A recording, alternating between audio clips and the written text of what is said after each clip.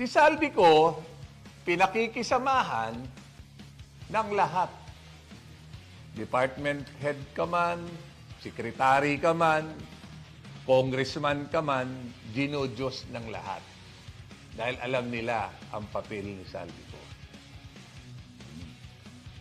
Nung nagkaputukan na, sabi ko nga sa inyo ang Diyos na mismong gumawa ng dahilan para nagkaputukan tong ano na to Pinakiusapan nila si Saldico na umalis muna at sila na ang bahala. Umalis si Saldico, pero bandang huli, ang ginagawa, si Saldico na ang scapegoat.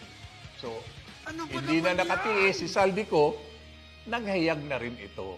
Sabi niya, hindi ko kayang mag-isa to. Hindi ko kaya mag-isa to. So, the rest po is history na. No? At dito,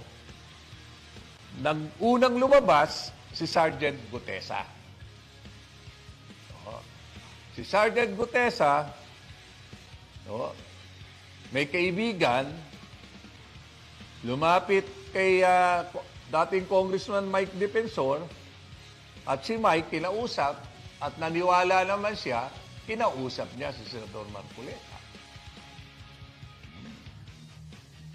At nung naniwala si Senador Marcoleta, pinagawa niya ng affidavit. Kung pinagawa niya ng affidavit, pinaharap niya na sa Senado. Doon na po nagkalintik-lintik dahil nagulat sila. Ako, naloko na.